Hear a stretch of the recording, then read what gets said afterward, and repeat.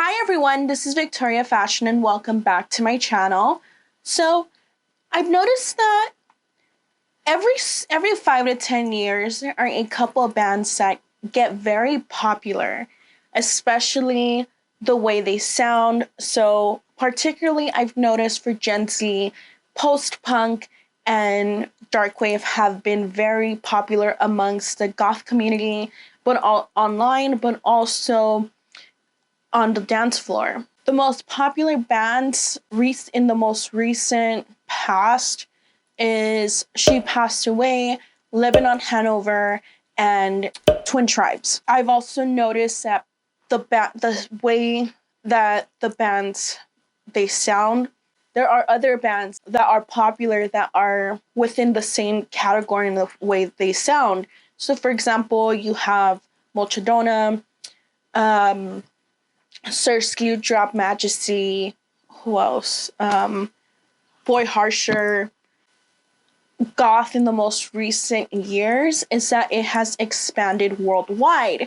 So Twin Tribes is from Texas.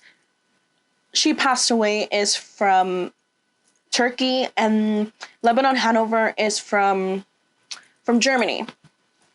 However, I am not here to discuss about these particular bands and how these bands in the gothic subculture lately.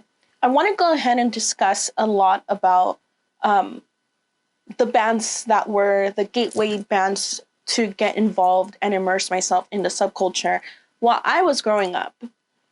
When you hear a millennial and you hear a millennial story, you usually hear that they got involved in the subculture because emo was their gateway to goth.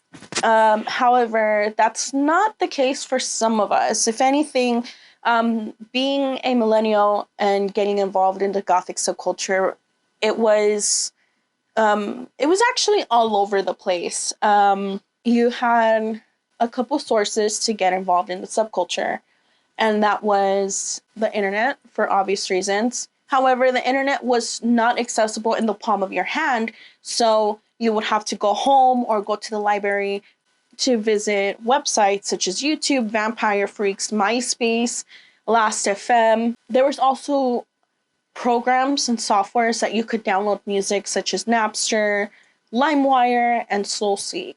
Another way of finding music was going to an actual CD store such as Our Records.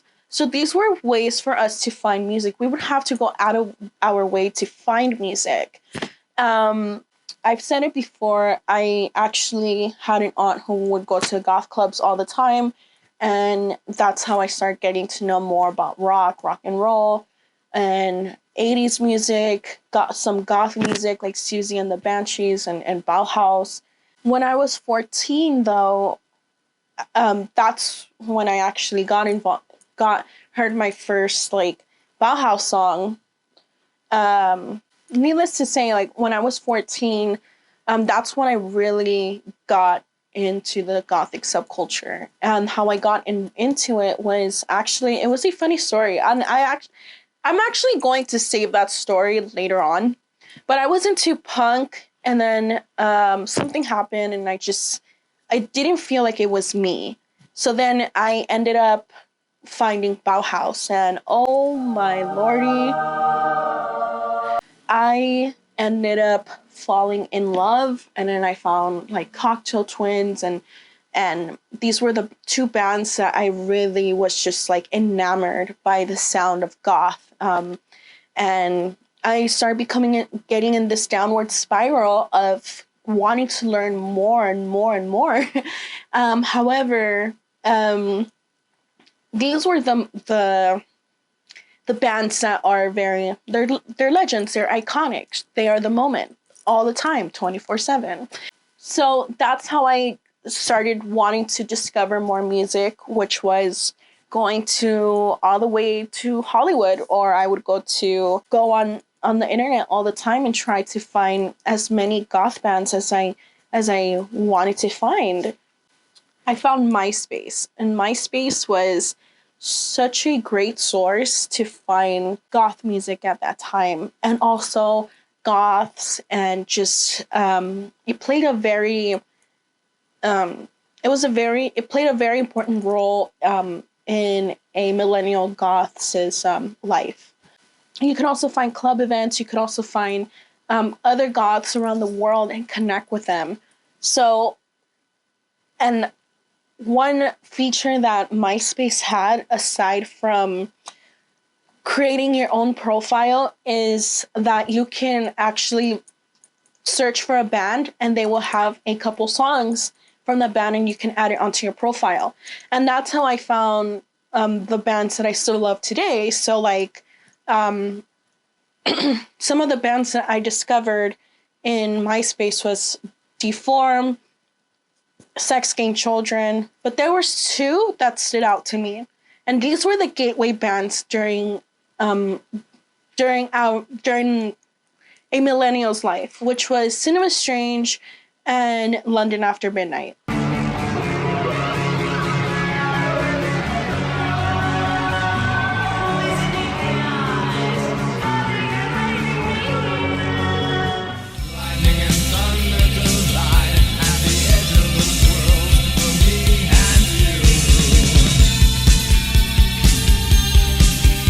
After discovering these two bands, I was enamored. Cinema Strange having a sinister and yet ominous tones that were inspired with theatrics that were inspired by the silent film era, and London After Midnight that emulates dark and beautiful poetry through their lyrics of themes of love, lust, betrayal, sorrow, agony, and even politics. These bands were the staple bands in a millennial goth's life, and these were our way to get immersed into the gothic subculture. I want to go ahead and explain how it was growing up in LA. LA is very spread out. It consists of 10 million residents that live here. So a lot of teenagers growing up, they lived in one city and another, or sometimes even far away. And we don't have a good, reliable transportation system, not as good as in like Europe or New York. The train stops at 2 a.m. The train arrives like every 15 to 20 minutes.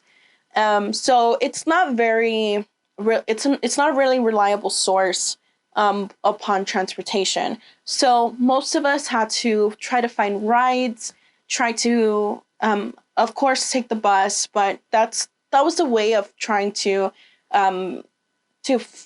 go to events. If an event was in downtown, you had to find a ride with somebody, or you have to take the bus. And so it was a bit of a hassle growing up. And when I started getting involved into the gothic subculture, the death rock scene was at its resurgence, and it was thriving. So aside from Cinema Strange and London After Midnight, you had bands like All Gone Dead, you had Fear Cult, Tragic Black. Tragic Black is also a very popular band around that time as well. Eat Your Makeup, Cemetery, Catholic Spit. You also had Radio Scarlet. You had and I could name so many, and they all had that like same sort of similar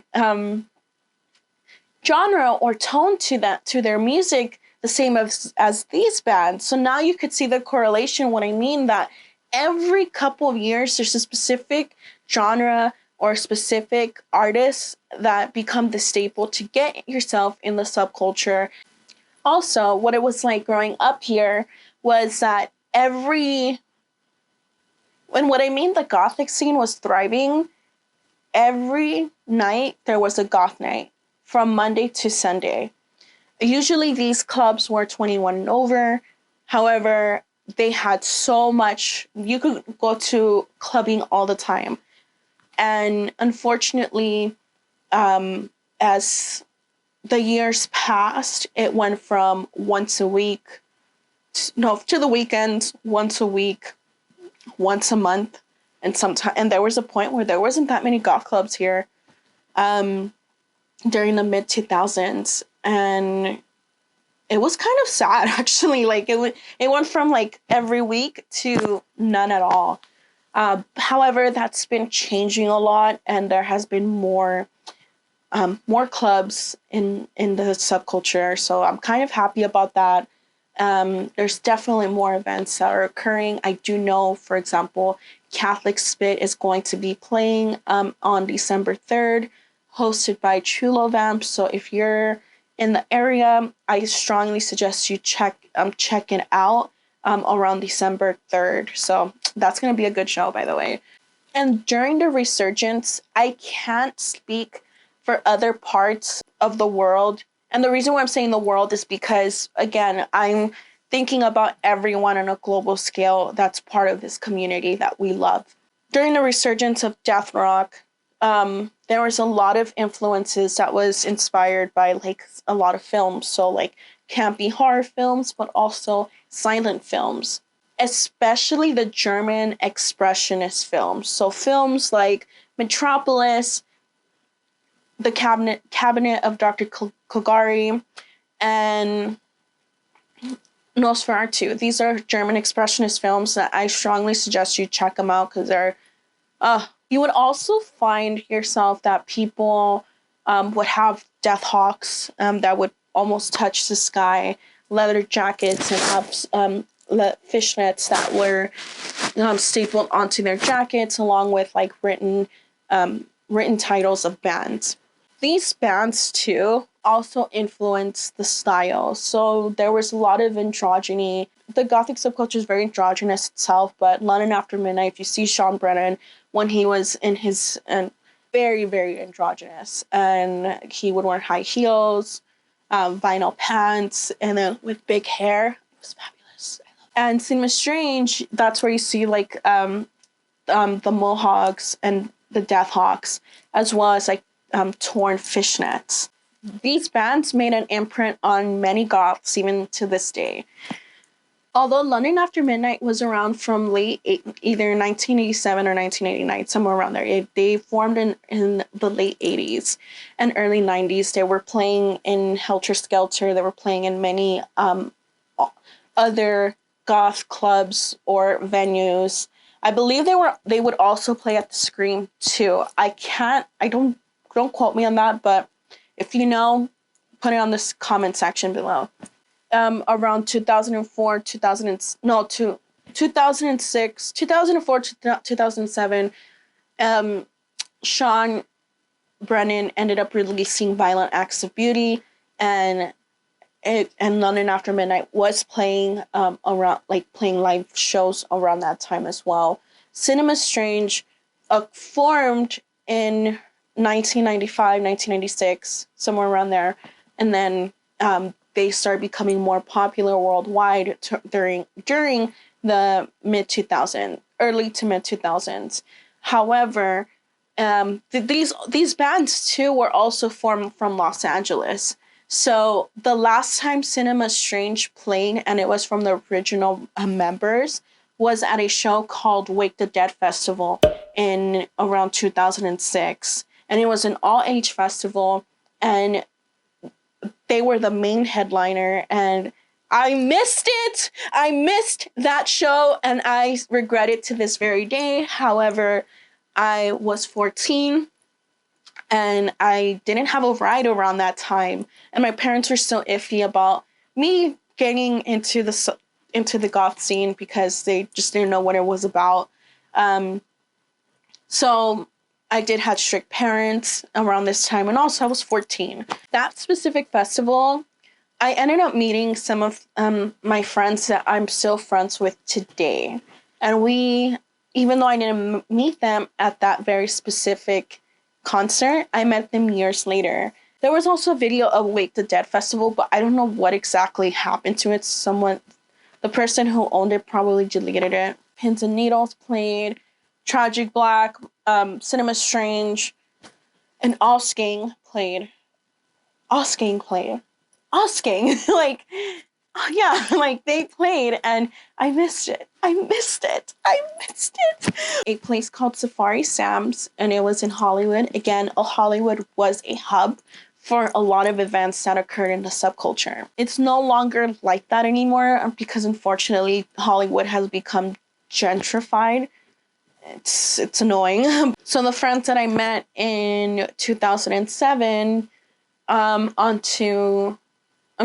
the friends that attended the Wake the Dead festival, they were, I met them years later in real life. I've had them as a friend on MySpace, but I actually met them in person and like in real life, and we became friends for lifelong friends. And I am always going to cherish those moments in my life. We bonded over liking the same bands, dedicate our lives to the gothic subculture, and I am always going to cherish those memories that I have with my friends. Granted, we're older now, so we don't really hang out as much like we did, but every time we do hang out, it just feels like we cherish it and we value it because, you know, we're growing up and we have other priorities, but we used to hang out together, and we would just watch videos of videos that had to do with the gothic subculture, or we would go to goth clubs and we would just, after we would end the night, we would just talk in a circle and we would just reflect on what happened with the night, or just just have deep and meaningful conversations. And that's something I miss. But I've cherished those moments. And I feel like if it wasn't for Cinema Strange or London After Midnight, I wouldn't have these memories. And I am beyond grateful for them to exist and to be part of the community, and for them to be, for me to grow up and listen to these bands. As a millennial, what were some of your favorite Cinema Strange songs or London After Midnight songs? What were some of the bands that you grew up with that was your gateway to the gothic subculture?